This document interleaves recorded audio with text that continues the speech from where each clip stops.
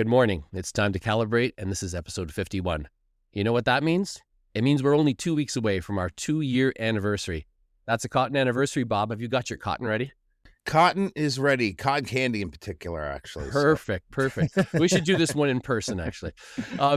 Unfortunately, it's just Bob and me here this morning, but Mark is sure to be back for our anniversary episode. In his place today, we have a special guest. Welcome, Rob Anderson. Good to be here. Thanks for having me, Brent and Bob. Hey, we're very happy to have you here this morning. Rob is best known in watch circles by his online handle Powerfunk. He serves as managing editor and previously senior editor of Grey Market magazine. That's the editorial arm of Luxury Bazaar. He is also the longtime lead moderator of the very active Reddit community r/Rolex, one of the largest Rolex-focused communities on the internet. Rob, before we get in too deep, why don't we start things off with a wrist check? You have the floor, sir. All right. Well, I did come ready for this. I came double wrist, and just for Brent, the caliber 321 guy, I do have a 321 Omega. Oh, very nice. Very nice. 66. It's not super collector grade.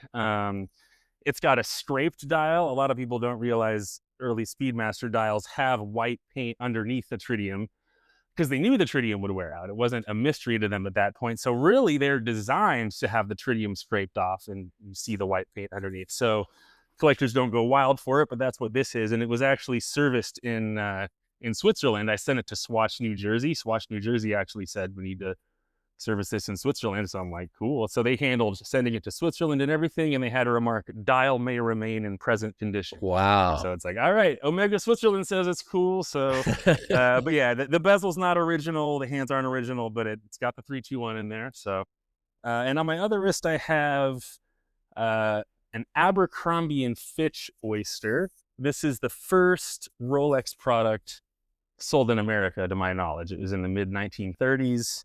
Abercrombie must not have been thrilled with them because they moved to Hoyer soon after that for their sports watches. But yeah, I do think that was Rolex's first foray into the American market was through Abercrombie and Fitch, which is kind of funny. Those are two really fantastic pieces. And by the way, since it's not collector grade, if you ever get tired of it, I'll send you my address and you know where to put it. Okay. Sounds good. All right, Bob, what about you? So a friend of Brent and myself, Tyler, recently took a role in marketing for Citizen Canada and then subsequently all of the sub-brands of Citizen. And he sent me a watch from a brand I was kind of surprised to be getting in front of the camera, a Caravel. They just released recently, I think last year, a Sea Hunter reissue of one of their Sea Hunters from the 60s. And it's super affordable, fun. I've been wearing the heck out of this thing. So shout out to Tyler for connecting me up with this watch. I've been really enjoying it. What about you, Brent? Well, I'll just jump in on that Tyler comment, actually. It's pretty cool because since he joined Citizen, of course, he's been sending some stuff our way here at the Calibrated Wrist. And the first one he sent over was the ProMaster Land GMT. And it's one of those EcoDrive quartz watches. And I really liked it. But the article that went up the other day has just absolutely gone viral. So it's funny how you can tell sometimes what people are searching for because the organic search is crazy for that little piece. You know, like I think it's maybe Canadian, $580 or something like that, you know, but very cool. So I'm glad he sent it over. On my wrist, I have something fairly ubiquitous as well. This is the Seiko SPB 147, and I have it on the Zulu Diver, that octopod system there this morning, which I really like. Nice. And I was just down at the lake this morning and taking some shots of it. Actually, I posted them on Instagram this morning, but it's one of my favorite pieces, actually, personally, and it's the very first watch that I ever took scuba diving. Oh, wow. Cool. All right. So, Rob, as I understand it, you have built yourself a bit of a reputation within the Rolex community as something of a historian, a market observer, and one might say a collector advocate. Why don't you tell us a little bit about the Grey Market publication and what it is that you do there? Sure. So I guess that is an accurate description. Thank you, Brent. So yeah, I am the managing editor of Grey Market magazine, which, as you said, is Luxury Bazaar's blog, basically. There's also, of course, Grey Market video content, which is more well known with Roman Sharf and, of course, Adrian and Gary and the gang that is that is done well online, and that's pretty cool. But we really try to make content that people search for. There's a lot of blogs that get bigger destination traffic. People maybe logging on to Fratello or Hodinkee just every day just to kind of read whatever. But we've mostly always been pretty like subject driven, SEO driven. Like the whole idea for it was thought up by Luxury Bazaar's SEO guy. So shout out to Shane Friedman. No, I wouldn't be, doing this if it weren't for him. He just found me on Reddit and was like trying to get the gray market thing going and needed some authors and thought I'd be good. So, and it's fun. I'm writing about watches on forums for free anyway. So I was like, oh, I guess I'll sell you an article, and sold them a couple articles. And then they're just like, do you want like a full-time workload? And I'm like, okay. But yeah, it was a good timing for me. I was, sort of chilling at the time. So now I'm writing about watches, and yeah, no, it's been fun. Although it has been brutal the past couple years with the whole AI thing. I don't know if you hear about this. We'll just not to talk about AI itself, but just the AI search results. I don't know if the regular population knows how much that has been brutal for written online content creators, and how a lot of people are down 50% or way more from their peak Google search traffic. Yeah. We've actually talked about it on the podcast before with a couple of other guests. And I know even here at the Calibrated Wrist, we haven't really experienced it as much as others. But what we're really trying to do to combat that is to give something, a little bit more than the specs and the things that AI can cut you out of. So maybe it's fantastic photography, or maybe it's a really cool insider story or a backstory or that sort of thing. But I noticed that in your writing, you kind of do that too. You've been super prolific over the last few years, like writing like sometimes 3-4 articles a week, which is pretty fantastic. So it's really cool that you're able to fall into that niche. It's fantastic. You spend also time in kind of 3 different worlds: the Rolex community, like watch journalism, and then of course the secondary market itself. What are collectors talking about today that the watch industry itself maybe hasn't yet noticed? Well, I do think collectors are less averse to quartz now. I think there's a ton of competition in the under $1,000 range now, as you guys have covered so many awesome micro brands. And I think there's maybe a little bit of a hole in the like $1,000 to $3,000 space. Like the $1,000 to $3,000 seems like the most underserved market right now. I guess Corona is a good example of they're killing it sort of right in the middle of that price point, where you get a Miyota and then you're sort of paying for the dial, which I don't mind. As long as you're getting something for the money, what you're getting is the dial, pretty much. And Yeah. I'm a fan of Corona. I think it's priced reasonably for what it is. But there aren't a ton of things with an interesting value proposition in the like 15 to 2,500 range. I think that's maybe why Studio Underdog's doing so well. There's like a lot of people looking to buy a $1,500 cool watch, and they're doing it. I think that if you look at Longines too, and their recent Hydro Conquest release, obviously there's a lot of reasons that people like that watch, but certainly the price point has been the huge draw, around what, 2,200 maybe American, a little bit more than that Canadian, obviously, but huge draw as a result. I will say I didn't expect quite the response that it got. I'm not the biggest fan of it. I think it's fine. It's cool. But yeah, it got more pop online than I expected, for sure. People seem to be digging it. Absolutely. Longines is doing okay these days.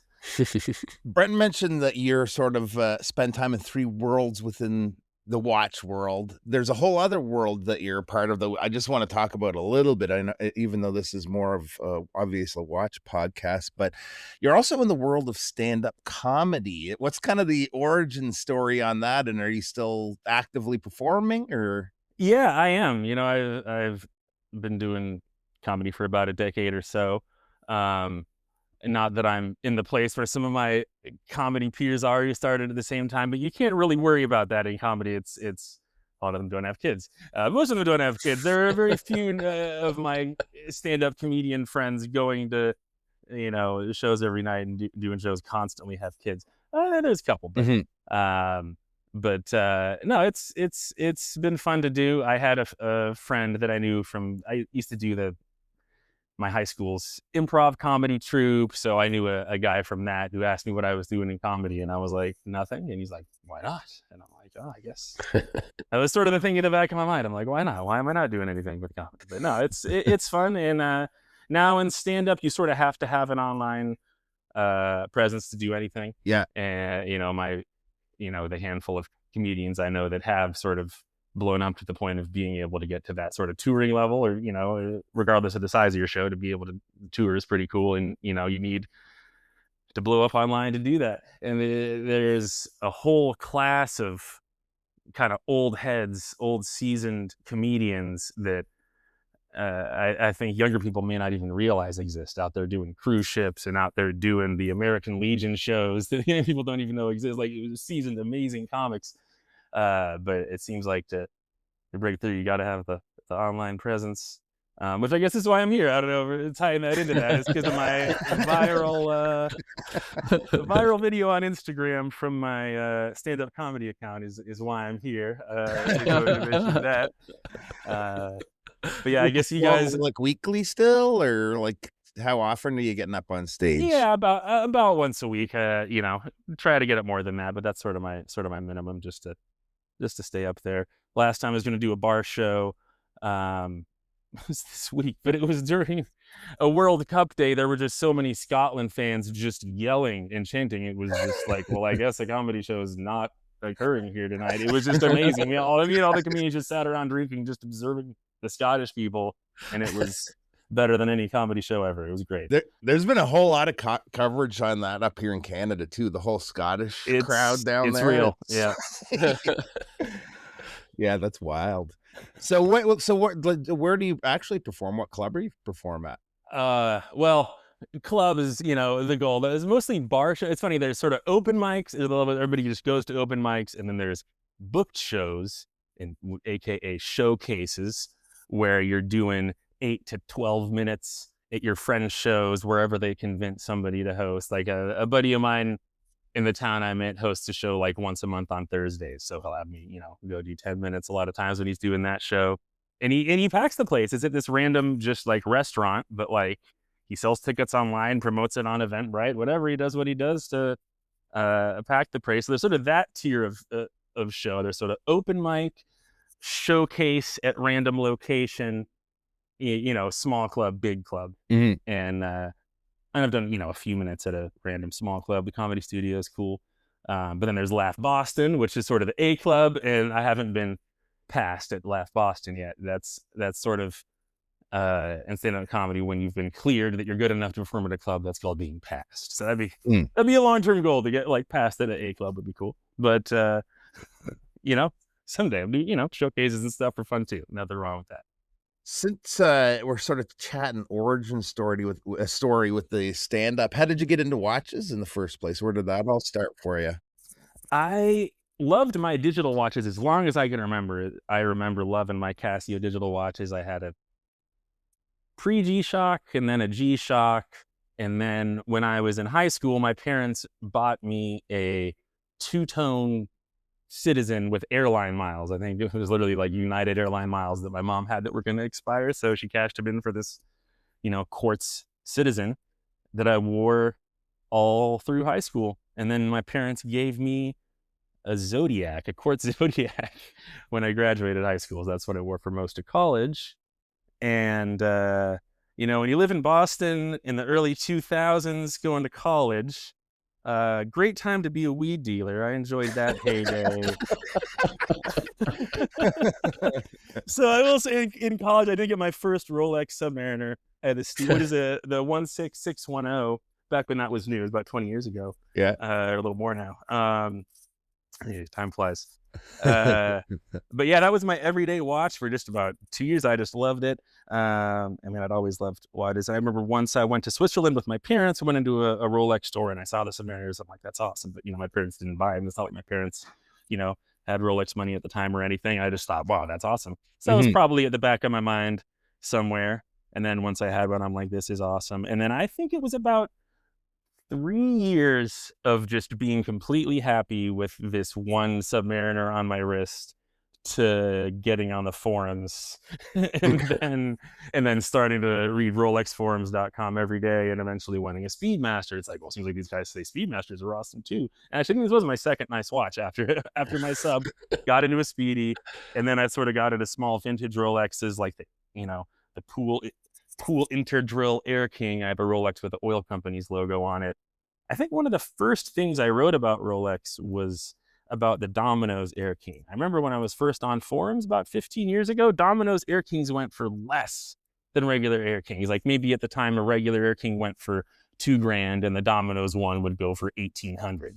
And now regular Air Kings go for, I don't know, $3,000 to $4,000 of that era. And the Domino's ones people are asking 5 figures. I don't know how much the Domino's Air Kings actually move at the 10K plus price point, but people certainly ask it. But yeah, I wrote a whole Rolex forums post about all the variants of Rolex Domino's dials. That may have been the first real watch content I ever wrote. That's cool. It's interesting, because you're talking about Rolex right now. And prior to the show, when Bob and I were just waiting in the studio, we were talking about Rolex ourselves and the fact that we just feel so like fish out of water in the Rolex world. Like neither one of us is really a Rolex geek. We don't, drop reference numbers. And so we were kind of intimidated by the fact that you were going to come on here. So the question I want to ask is about the gray market where you are right now. It kind of describes itself as being for newcomers, as well as seasoned collectors. So how is it that you make newcomers feel welcome? How do you bring them into the fold? Well, I don't shy away from using the real terms that collectors use. And I think the hyperlink is one of the great internet inventions. And I think it's okay to just sometimes say, this is a flyback chronograph. Maybe I don't need to explain it every time. The words flyback chronograph can be a link to our article. We've got a thing written about flyback chronograph. So that's pretty simplistic, but it is honestly my approach. I want people to just see the terms that we use. Like I'll very rarely write Rolazor. I'll just say two-tone because it's two-tone. We all call it two-tone. Maybe in parentheses, I'll write Rolazor snarkily. Yeah, and I think people will want to dive in deeper themselves if you treat them like they're sort of on the in club. And if they see a couple terms they don't know, maybe they'll go out and research them. They're grown-ups, I assume. They can do their own research, but I at least want to give them little coherent research stumps they can flesh out themselves if it's not something they're aware of. Right on. Now, gray market sits kind of at the intersection of journalism, but also commerce. So unlike traditional publications, the core business is about selling luxury watches. Do you guys get a lot of, does market data drive a lot of what you do for your content? We do look mostly at, typical SEO data. Our SEO guys are always looking at the Google Trends, really just trying to look at topics that are undercovered. Like I was thinking of writing a King Midas guide. I'm like, oh, has anybody written a comprehensive King Midas guide? And like Watch Brothers London killed it. There's an awesome article that just like, it's what I would want to write. I'm like, this is like what I would write if I, would inspired write. It's done. I probably won't write a King Midas guide.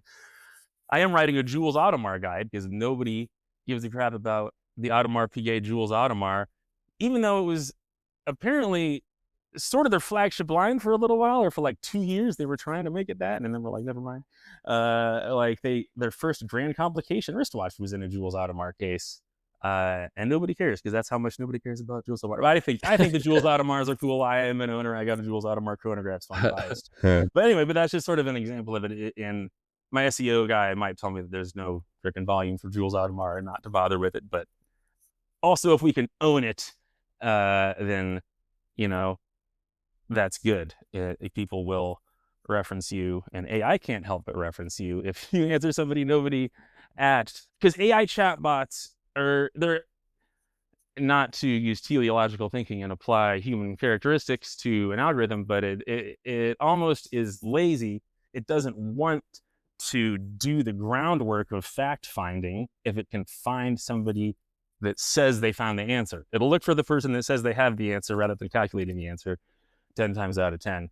So the question, what was the first Cartier titanium watch? You asked ChatGPT that a few months ago, and it'd be like, oh, I don't know, the first titanium Santos came out a couple months ago, just because nobody had ever clearly said this is the first Cartier titanium watch. But then I did an article on titanium Cartier because there was a new titanium Cartier coming out. There's going to be a million articles on that watch. There might be a surge in interest on titanium Cartier in general. I'm going to write the most comprehensive article on titanium Cartier. So this is my sort of logic. And while we have an article about titanium Cartier watches, but in that article, I say clearly the first titanium Cartier watch was the Declaration in 2004. And now if you ask ChatGPT or any AI, like, what was the first Cartier titanium watch? They'll tell you it was the Declaration in 2004. It confidently knows it now. So it is sort of creepy that you're just putting your knowledge into this Borg that is also sucking up your web traffic by summarizing it so they're not clicking on your links as much anymore. But I mean, it is what it is. We're going to keep driving whatever traffic we can drive. And, you know, the more targeted it is, the more valuable it is. I mean, somebody who's seriously in the market for a Richard Mille clicking the link is worth like 10,000 people clicking the link that have no intention of buying a luxury watch, you know, because like you said, it really is all about commerce. And you know, the luxury watch people are super cool about, you know, letting me just write good content. But I'm also cognizant of you know, the concept that it is entirely based on the concept that ultimately it helps them sell more watches. And if it wasn't, they wouldn't, you know, keep paying me. But they do, and I appreciate that, and keep on doing my best for them. When you're operating on the retail side of things, what can you see that maybe like other media outlets cannot? What would be the benefit? Well, sometimes, because I do see access to their inventory, and sometimes cool watches come in, and I'm like, that already sold? Like, before I can even, you know? So sometimes I am a little bit on the leading edge of trends just by seeing how quick some of the stuff sells. We had a Tudor Sport Chrono, one of these chunky, it's almost so out of style, it's back in style again, from 2009-ish, giant bezel, the Tudor Sport Chrono, I forget the reference number, would have sold super slowly not long ago, and man, it was in stock for 5 seconds, which means obviously we should ask for more money. I think we were asking $2,800. There might have been somebody who was dying and would have paid $5. I mean, who knows? That's market forces at work. I'm sure next time they get a Sport Chrono in, they'll ask a few hundred more for it.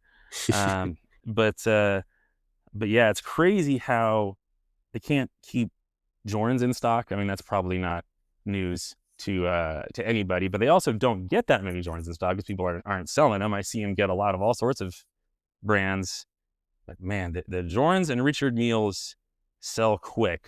And they got a lot of insane Patek Philippe's, and they definitely sell a good amount of insane Patek Philippe's over there at Luxury Bazaar. But if I had to put a finger on a trend, I would say whales are trending maybe more towards the Richard Mille and like uber indie side than Grand Complication Patek side at the moment.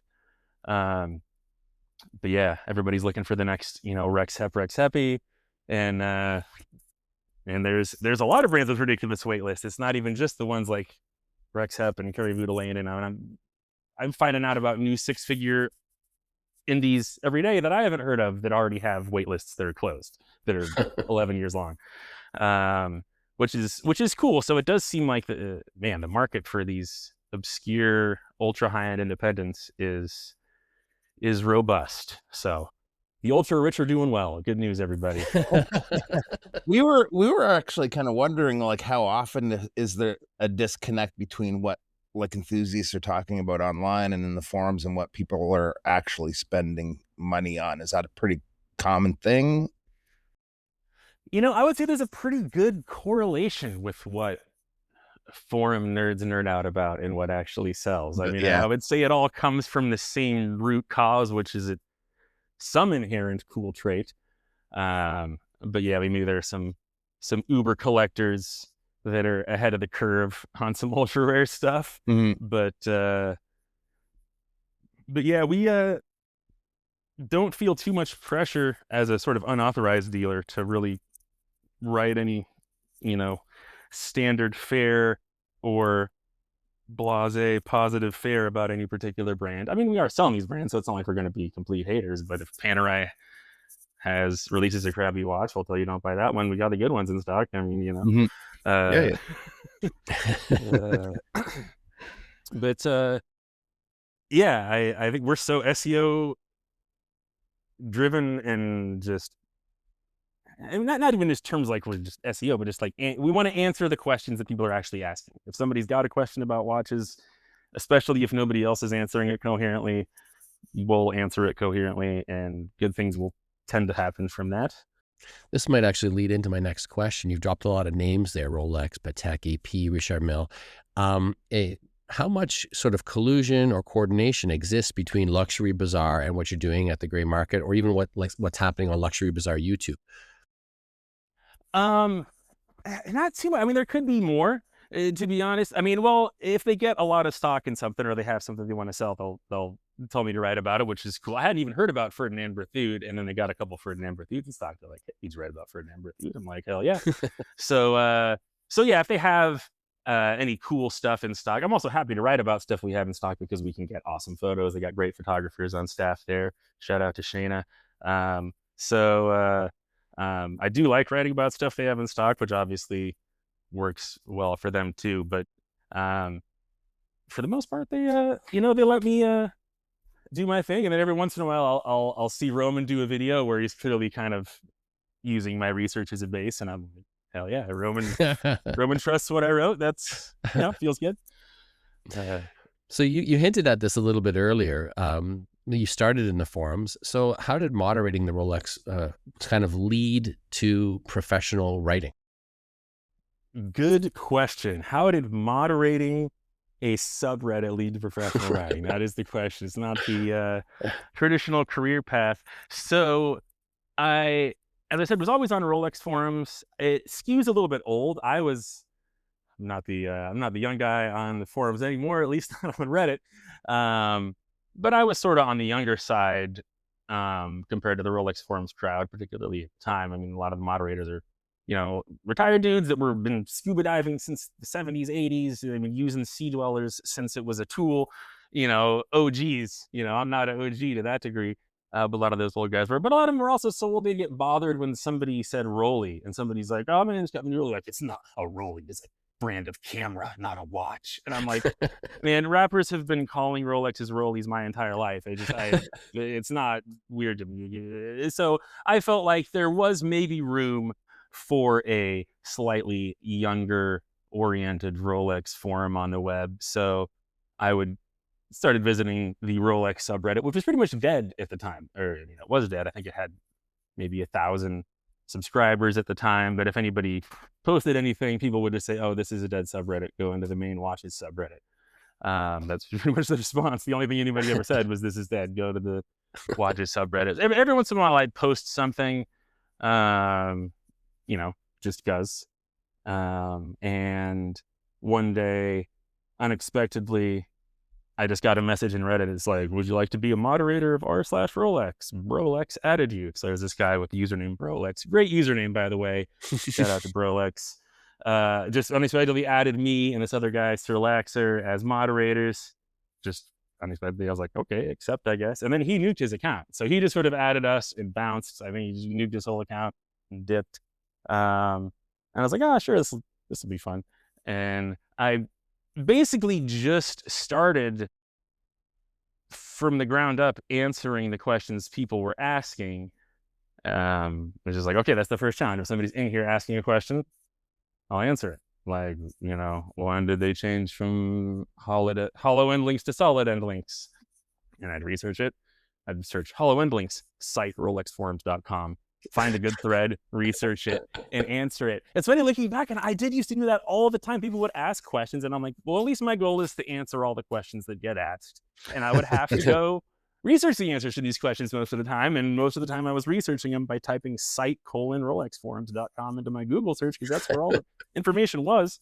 And then I guess over, enough period of years, I stopped needing to Google the answers to everything I was answering. But no, when I was first made a moderator like 10 years ago, it's not like I was just already a Rolex guru. I mean, I was a Rolex nerd with 2 or 3 Rolexes and a Speedmaster, but I wasn't like some guru. I'm just a forum nerd, and I still am. I'm just a forum dweller through and through. You were talking about that other fella's cool username. What about your username? Where did that come from? Well, I do play bass. I slap a little bass. Oh, So okay. that was my musician name in high school, and I rolled with it. And then actually, when Great Market hired me, I assumed I would write under Rob Anderson because, but the SEO guy is like, no, I've established SEO authority. Powerfunk. Because you got a strategy, just call it Powerfunk. And I'm like, all right, Powerfunk it is. That's awesome. I'm Powerfunk. But no, I'm cool with it. It's fun. Reddit can sometimes be a little bit Wild West. I always kind of watched from an arm's length what was going on in there a lot of times. That's probably healthier. Yeah. But what has it taught you about collectors spending so much time running a forum like that? I mean, if you ignore the more unpleasant noise, honestly, there are a lot of pretty chill collectors. Most of them are pretty normal people, and there's a lot of knowledgeable dudes out there that are happy to help people. And most people, when they have just genuine questions, most people are happy to answer. I'm like, it's easy to focus on the negative comments. It's sort of how our brains are wired. Like the one mean comment will stand out to us more than like the 8 people being helpful. But for the most part, people are surprisingly helpful if given the chance, but not always. That's cool. So I don't know if this is going to be a tough question because you have to sort of agonize and like pick a child, or whether you just know. So what's your favorite Rolex? I would say the 1530. That's been my favorite for a while. That's sort of the predecessor to the Land Dweller, the first steel Rolex with a sapphire crystal. It's basically the pre-Oyster Quartz, the Oyster Quartz with the integrated bracelet. Okay. For 4 years before the Oyster Quartz came out, presumably because the quartz movement wasn't ready. It's a heck of a movement, even still to this day, thermocompensated. It's a solid quartz movement, the Oyster Quartz movements. But it took them a while to develop that. We take quartz movements completely for granted. We forget that it took years of engineering to make them. They didn't just fall out of the sky. So it took them years to get the movement as good as they wanted it.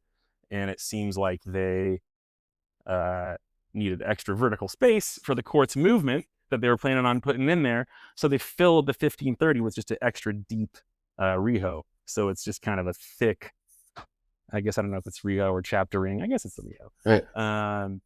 And I think that's sort of my favorite part is this sort of oversized slanted edge that was just filling up extra vertical space until their quartz movement came out. But yeah, it was their first integrated bracelet steel watch. And a lot of people think it was biting, the Royal Oak, of course. The Audemars Piguet Royal Oak came out 2 years before that in 1972. But Gerald Dunta designed the King Midas for Rolex in 1962. And that's maybe not everybody considers that integrated bracelet, but I sort of consider the King Midas the kind of godfather of the integrated bracelet thing. Right on. So, I mean, given this almost encyclopedic knowledge that you have gathered from being on these Reddit forums and seeking answers to other people's questions, what Rolex references do you think are maybe misunderstood or underappreciated? I will always say Yachtmaster 2 for underappreciated. Okay. When people say Rolex doesn't make complications, I'm like, bro, they got to watch with a complication nobody else even does. Programmable countdown timer. It's actually great. You can choose the number of minutes you count down from. I actually think it would be a sweet watch to have as a stand-up comedian. I'm doing an 8-minute set. I could set 10, 9, 8. I'm going to count down from 8 minutes. Go. That's awesome. It's actually a useful complication, timing anything from 1 to 10 minutes. That's a pretty cool complication, and it's programmable with the bezel, which is crazy. Actually, the second generation is programmable with the buttons. They have evolved beyond the ring command bezel even, which I guess is a better engineering solution. I haven't held the new Yachtmaster 2 in my hand yet, but yeah, that's definitely one of my picks for underrated modern Rolexes. And I think the Land Dweller is great too. I think the Land Dweller is the greatest Rolex ever. I mean, it's sort of the modern version of the 1530, but if somebody offered to trade me a brand new Land Dweller for my 1530, it'd be a close call. I might stick with the 1530, but the Land Dweller I like a lot. Great choice. What do you think of some of there's been a couple of controversial releases the last couple of years, the Jubilee motif for the Celebration dial models. What are your thoughts on those? I have terrible taste, so I love them. I love the multicolored Jubilee. I thought the Celebration was cool. I like the color dials as soon as they came out, the yellow, the turquoise. People think that like, oh, the turquoise, people were just chasing the hype. Like, no, I went to 3 different ADs like a couple days after it came out just because I thought the turquoise was awesome. Like, turquoise were like sweet. And they were all like, no, we've already been blown up. Our customers have all requested this. Like, they were all nice about it. I wasn't, I didn't feel scorned like, oh, but pretty much right after the turquoise came out, it was impossible to get. I might have waited like 2 days. I should have gone the day of, apparently. And then a lot of people said, oh, it's stupid to buy one for 12,000. They'll go back down. And of course, they, when they went to 40, they did come back down to 20 something, the 41 millimeter turquoise Rolexes. But yeah, no, I like the bright colors. I like the Celebration dial, the multicolored Jubilee. I would love to see that one in person. But yeah, I mean, I wear a Rolex with an oil company's logo on it. So that's the context for where I'm coming from. So, I mean, since like post-pandemic, prices in the luxury market or secondary luxury market have been really erratic, and you get all these social media personalities. They're sort of they're chasing the hype, they're chasing the clickbait, they're having dire predictions for collectors and everything. But what do you think? Is the correction fully played out? It seems that way. I would describe the current situation as relatively stable.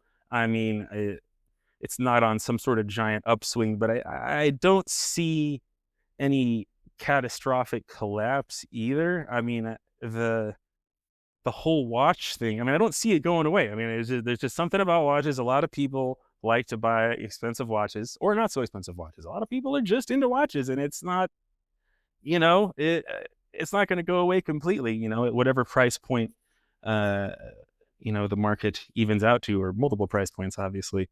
But yeah, it's interesting times. But yeah, it's not that crazy right now. I don't think I'm not saying that the sky is falling, but yeah, certainly, like I said, the Richard Meals and FP Shorns are flying off the shelves. The Greeble Forzies don't need any help selling those. But maybe the 10 to 30,000 is a little slower. The 10 to 30,000 range might not be the hottest right now. But that's just a gut feeling. I need to look at more data to back that up. So it's now twice that you've mentioned Journe and Richard Mille. Are there any other brands out there that are doing really well that would surprise people? Well, maybe it's just the nerd circles I'm in, but it seems like high-end Grand Seiko. I mean, it's not news that nerds like Grand Seiko, but I think more serious collectors are considering $50,000 solid gold Grand Seikos maybe than before, and also Creedor. I'm a bit of a Seiko fanboy, so maybe I'm rooting for the Seiko guys. But man, Creedor does good stuff, and it's pretty cool that Creedor launched in North America this year. So we'll see how Creedor goes. But I would predict Creedor does pretty well here. Okay. What about, we talked a little bit about some of the independents or micro brands. Has any caught your attention recently that collectors should be paying closer attention to? Oh man, I do need to up my micro brand game. I'm sure you guys know, way deeper than I do on these. But I mean, I like Laurier. Were they just bought by Worn and Wound? They were. Yeah, they were. Absolutely. Yeah, just a couple weeks ago. But good for them. Yeah. Interesting. It'd be weird for me as a, somebody who runs a blog. It would be weird for me if just like, oh, by the way, we own a watch brand now. I'm just like, okay, I guess I'll write awesome things about this brand now.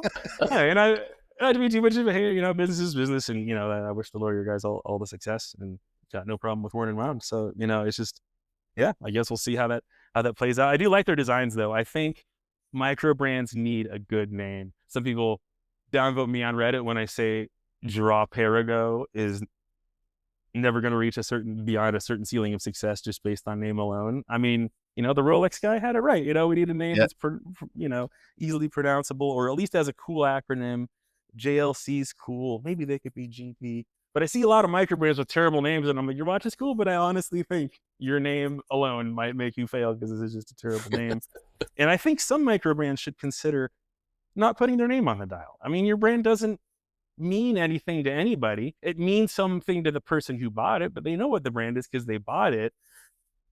Sterile dials are cool. I think, more brands should consider making sterile dials. Bring those back. I'm not sure if you know the brand Serica, but that's exactly what they do. And I thought that was a bold move, and I think it's a fantastic direction to go as well. Oh, I have seen these. Yeah.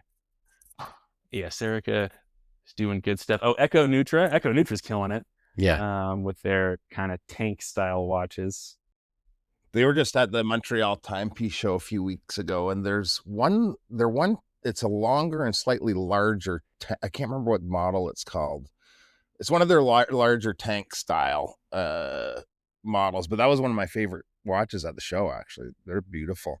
Yeah, very nice. Beautiful watches. Yeah, they dropped a really nice limited edition lately. I love to get one of those in hand.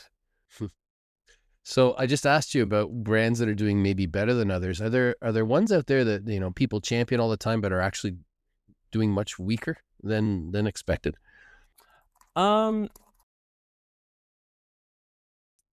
would say JLC maybe doesn't sell as well as the enthusiast nerddom will. I think people recommend buying Jaeger LeCoultre more than they do buy Jaeger LeCoultre, maybe a little bit, but no, they do okay. My mom's got a JLC. It's a great watch. I like what they're doing, and a lot of people think that Jaeger LeCoultre stands for like ultimate premium handmade quality, and it's more about just quality in general. It's not about being handmade. They actually have a history of using machines as much as possible. Like LeCoultre himself in the 1860s was making machines to produce these more efficiently and make more of them. Like that's like their history. It wasn't like we're them one at a time. Like that's the opposite of their history. But they do it well. I would put them on par with Rolex as far as just like high grade, mostly factory made and then hand completed kind of thing. And they are, they're not at Longo and Zona's price point. That's what Longo and Zona is for, and JLC's down there, and they should be. But I think some collectors mentally put them on a weird pedestal. But I do like them. I do like JLC. But maybe don't sell as fast as some of the other brands outside of the Reverso. Reversos do sell well. Okay. But master compressor might sit out for a little bit. Hey, you can get good deals on them. Master compressors, I think they're a great value, honestly. We made a little foray into comedy earlier, and so I might like to follow up with talking about the Rolex wait list if we could. It's a lot of people online, social media influencers, or everything. They, especially in the watch world, do a lot with the Rolex wait list. There's memes out there. There's all kinds of interesting videos and everything. But you've actually written, intelligently about this. And I believe you're even part of that waitlist calculator that you guys have. So why don't you tell us a little bit about how it works? Yeah, so I believe, I hope this is still the case, but if you type in Rolex waitlist, my article should be the number one result on Google. Work hard for that. I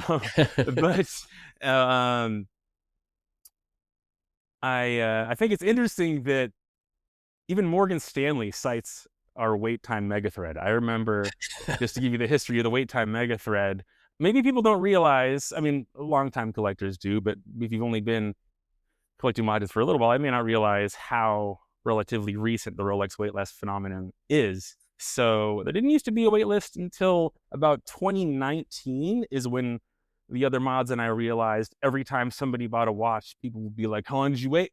How long did you wait? What's your spending history? How long did you wait? What was your spending history? So just like, okay. Let's, instead of asking people this on every watch post, let's just make a mega thread of it.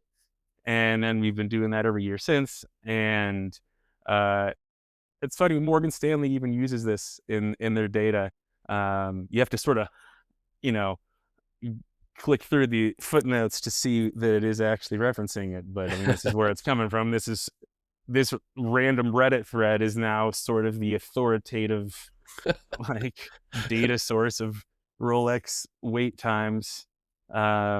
But yeah, it's a whole phenomenon. And a lot of people think that, oh, a Rolex, if people didn't have this waitlist game, then people wouldn't even want a Rolex. It's like, no, they wanted Rolexes so bad even before this that there became a waitlist. Like, actually, like it didn't come out of the blue. I'm not saying there aren't some shenanigans and some nonsense, but I mean, for the most part, it really is just a demand.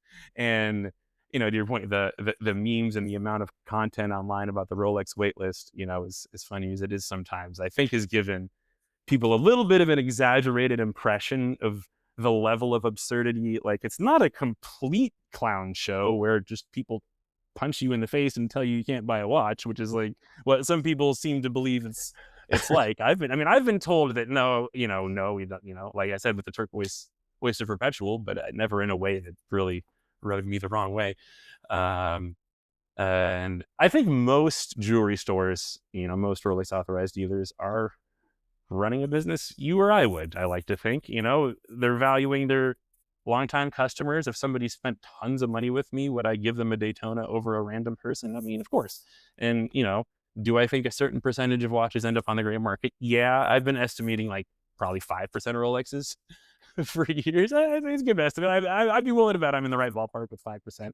But it's not like 60%. Like some people think, oh, ADs just backdoor these to the gray market. No, why would they? They could just charge anybody off the street full price for these. Why would they risk any of that? And it's not so much about kickbacks. I mean, I'm not naive enough to think Luxury Bazaar doesn't get a new watch from an AD from time to time, but the vast majority of their stock really is just used watches and watches that people trade in. Like, and if they're getting a couple of nice Rolexes from an AD, maybe they're also getting a couple other watches that are moving slower. It's sort of just like inventory turnover, and cash flow and inventory is a constant concern for these businesses. So it's really more a helping amount with cash flow most of the time, and not just this nefarious, I'm going to get a kickback because they sell for a premium on the gray market. It's all kickbacks. Don't you know it? And that's sort of the social media impression a lot of people get. But I think it's more moving inventory than kickbacks. But not that kickbacks haven't happened. A lot of people say, haven't you heard of CD Peacock in Chicago? CD Peacock in Chicago? I'm like, yes, this one lawsuit in 2019, and there are more lawsuits stemming from it, but it's all really from this same place doing it. So it has happened. But for the most part, a Rolex license is a license to print money, and nobody wants to risk shenanigans. And Rolex really is out there online looking at serial numbers to see which number, which watches get flipped. So Luxury Bazaar sure as hell blurs out the serial numbers of the watches they sell. Also, just, for privacy reasons in general, I think it makes sense for sellers to blur out serials. And now people online get the idea that they should blur out their serials. And it's just like, well, I mean, unless you just got this from a gray dealer and you're doing the dealer yourself, what's a counterfeiter going to do with your serial? A lot of people say don't post your serial number online. I'm sort of in the what does it matter camp, but I guess that's a philosophical question. I've never heard of anybody actually being like, oh man, I tried to sell my Rolex and I ran into this problem because some counterfeiter made a copy of it with the same serial number. I mean, I've never heard of that actually happening. I've heard of people theoretically describing that scenario many times, never heard of it actually happening. So I have heard of people getting busted because Rolex saw a serial number online and knew that watch had been sold. Rolex gets mad at the dealer gets mad at the customer. And again, Rolex doesn't know who the customer is. A lot of people think Rolex has some database of customers. The dealer is their client. They're pissed at the dealer's pissed at you. So, if you got Rolex mad at the authorized dealer, that salesman's probably not going to give you a Royal Oak after that. Yeah, I mean, even your own calculator has vast space for play. Sometimes it says 4 months to 5 years for a Daytona or something like that. But it's interesting because people sometimes think, or mistakenly think, especially if you're outside the watch sphere, that it's like a queue. I put myself in the queue and I'm just waiting for that to come along. But and then those that are inside the watch space, they realize that it's just an expression of interest, and what bugs them is it's maybe anti-democratic. Like, well, why can't I get one? But I like the way you put it. The fact that you're doing a business here, and this guy is buying many watches from you year after year, maybe several a year. Why wouldn't you want to do him a solid instead of some guy, just random guy that walked off the street? I mean, you're basically cultivating your people, right? So yeah, very cool. Exactly. And of course, you do want new customers too. And people are complaining like, oh, well, then how do new customers ever get involved in the brand? And apparently Rolex has written memos to 80s like, hey man, try to reserve some for new customers so it's not hopeless for, new collectors. And it seems like, stores are trying to get people at the, beginning end of that hopefully a trajectory of being a big spender. But yeah, it's there's no perfect method, and I think Japan has tried the more democratic method. I don't know if you've heard about the Japanese lines at Rolex stores. I don't know if they're still doing this, but I think Japan was doing like, okay, first come, first serve. And so that just meant there were just hilariously enormous lines. And it's so you sort of pick your poison. I don't know if I have the solution. People are like, why doesn't Rolex just increase production? I'm like, how easy is it, do you think it is to produce these? A figure I often quote is, so say they're around 1.2 million watches a year. Rolex was making 800,000, I think 7-8 years ago. I think less than a decade ago. That's a 50% increase. 400,000 watches a year is how much they've already increased their capacity in recent history. That's more than Omega's entire output, I think, is their recent increase. And they're building 3 more factories. They got 3 more factories. I think 2029 is their scheduled completion date for the 3 new Rolex factories. And I'm like, why are they building 3 new factories if they could just magically make more watches their existing ones? So I am inclined to believe they really are roughly at capacity. I think Morgan Stanley estimated they went down from like 1.3 million to 1.2 million, something like that. And again, these are all estimates, so we don't even know if that's accurate. It's sort of within the margin of error, in my opinion. But I think they probably are really roughly at capacity, at least. And they're just trying to maximize profit like anybody would. If they have a certain number of movements they can produce, they'd rather sell a two-tone Datejust than a steel Submariner if they make more money on the two-tone Datejust. And I don't think that's nefarious. And some people think that they should just make more of whatever has the longest line. But I sort of think that's a fallacy too, is because just because there's a giant line for Submariners doesn't make a woman's desire for a lady Datejust like less important. And they would rather sell to a wide variety of people, men and women of all ages and variety of watches, instead of just being a one watch company like Audemars Piguet is in danger of being. But by the way, I did Google it, and you're number 1 here in Canada, but also number 2. Your the Rolex the waiting list explained 2026 edition is number 2. All right. On Google search. So here's the thing: we're talking about the wait list, obviously, but what if the wait list did disappear? Like, what if they doubled or tripled production? Would that be good for the brand, or is the whole scarcity thing kind of part of the experience with Rolex? I don't think the scarcity thing is as much a part of it as people think. I think it is just a milestone watch. So many billions of people would want a Rolex for a milestone, just for a retirement or a 50th birthday. And we see that all the time on Rolex. It's like, I'm not a big watch nerd. I just thought I'd maybe get a nice Rolex for my retirement or for my son's college graduation or became a doctor, or whatever the milestone is. There are so many non-watch enthusiasts, and I think watch enthusiasts underestimate the size of this market. Non-watch enthusiasts that just want a milestone. And for whatever reason, Rolex, for better or worse, you can argue whether or not it's sort of earned this status, but it does sort of mean something different and beyond other brands. Like gifting somebody a Rolex, that means a little different than giving somebody an Omega, even if objectively the Omega is, say, of equal quality. It's just, you don't really see NBA players and NFL players, gifting their teammates 10 Omegas. John Wick himself was sponsored by Carl F. Bucherer. Keanu Reeves wearing a Carl F. Bucherer in every movie. John Wick is the Carl F. Bucherer guy. And what does he give his stuntmen? a bunch of Rolexes. So it does just mean something. It is sort of a gift. It just, I want to give you a gift that's like, oh, hell yeah, like Rolex. And, it's kind of cool that exists socially, and whether they deserve that status, again, is, a matter of opinion. I think they make pretty great watches. They're pretty reliable. They keep better time than a lot of people realize. They keep insanely good time for an automatic watch. Yeah, Rolex is doing something right. And I think their strategy of selling as many precious metal and two-tone watches as they can is probably good, because when those factories come online, I think there's so much pent-up demand for like oyster perpetuals. They could probably just sell another million oyster perpetuals. If they had the capacity, all those bright colored oyster perpetuals, I think people would just buy them even if they weren't rare. I'd buy my wife a candy pink oyster perpetual 28 right now at list price.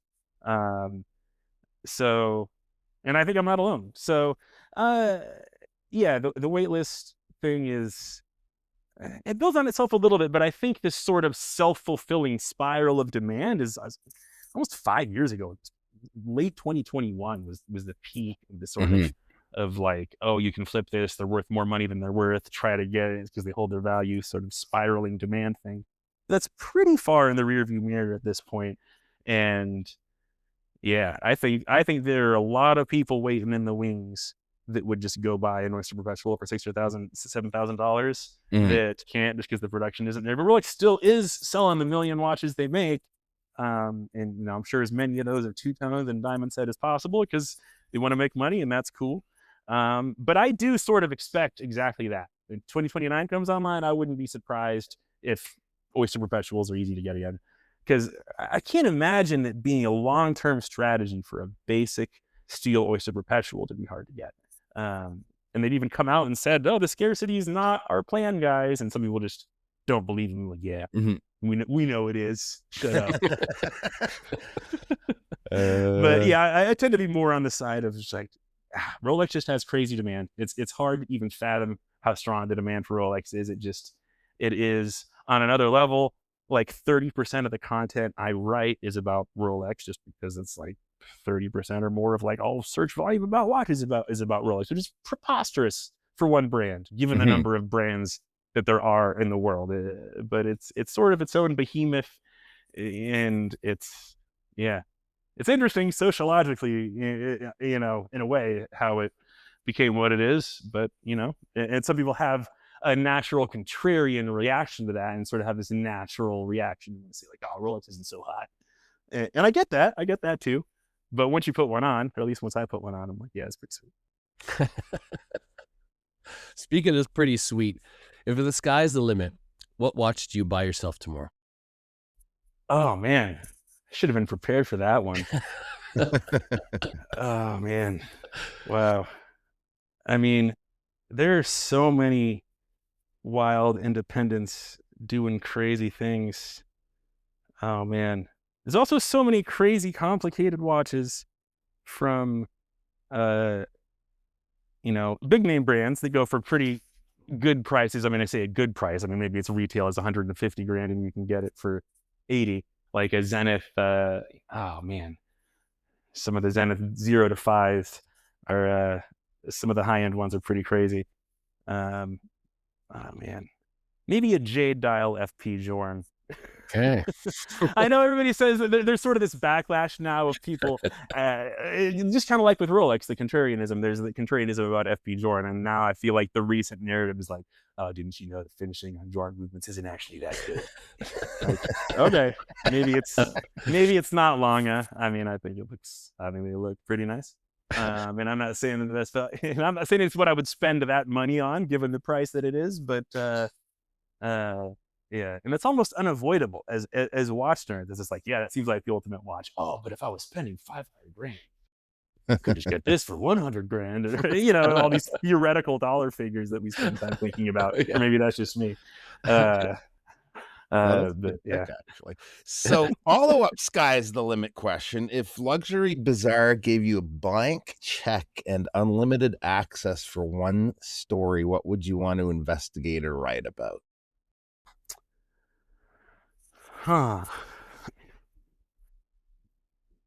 I think it would be interesting to investigate the NATO trademark troll. Mm. Maybe I don't want that smoke though. That guy seems like bad news, man. I might might end up shooting myself in the back of the head if I go too deep down that rabbit hole. But are you guys familiar with it? Oh yeah. Oh my okay. God. Of course you are. Of course you Bob are. and I are big NATO guys to begin with, but yeah.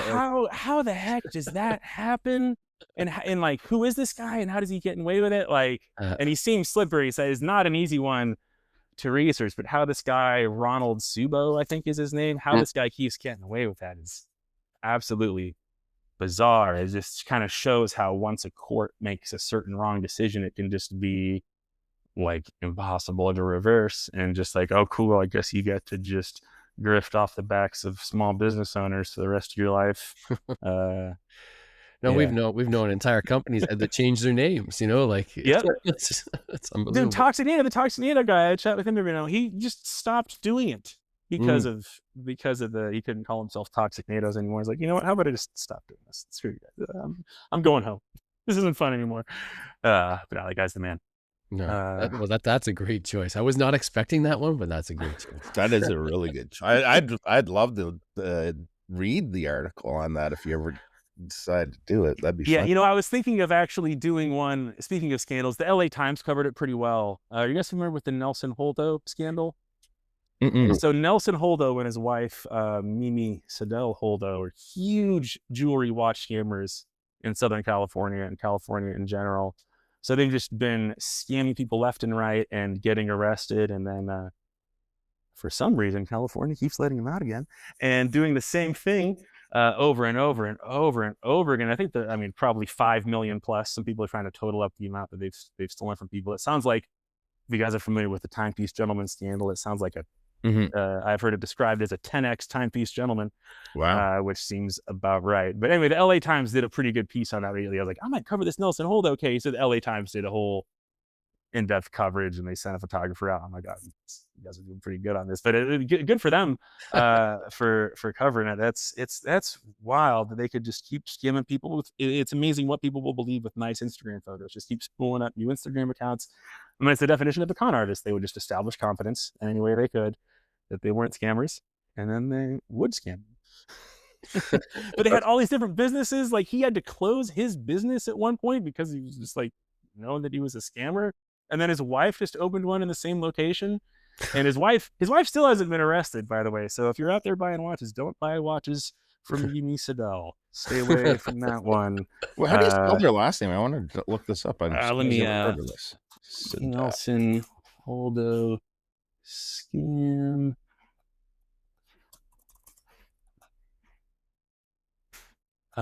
So Mimi, aka Michelle, Meshell. Actually, last name Sol Hodo, SOHL-Holdo. Okay, I got it. But it looks like she goes under different aliases all the time, of course, as these people do. But so the Mimi at Sea was her store. They closed and they just still owe tons of people consignment money and product. Just do stuff on consignment, keep the money, keep the product, and just sort of Bernie Madoffing the money around as long as you can. Wow. Absolutely wild. Well, I think that it's always good to close on a scandal. So, Rob, I really appreciate you joining us here this morning. It's been a great laugh, actually, the whole time. So I can see how it is that you're into comedy. Really appreciate your time here this morning, and really like the number of insights in your knowledge has been pretty impressive. So thanks for that. Oh no, thanks for having me. This has been super fun. I really appreciate you having me on. Perfect. So we also as usual like to thank our listeners for tuning in. Thanks, guys. The Time to Calibrate podcast is a bi-weekly show and is available wherever you listen to podcasts. Have a question or a comment? Email us at timetocalibrate@gmail.com, or you can find us on Instagram at timetocalibrate. If you haven't given us a follow or a review yet, please do so. This helps platforms recommend us to like-minded listeners. You can also follow us individually on Instagram. I'm at Mark Time to Watch. Bob is at Time to Go 1978, and Brent is at Caliber 321. Also, be sure to check out Bob's Time to Go Travel and Timepieces YouTube channel, and be sure to visit thecalibratedwrist.com for all your watch-related news, editorials, and reviews. Lastly, if you like our show, do tell a friend. Heck, Tell lots of friends. We'd greatly appreciate it. That's it for now. T2C out.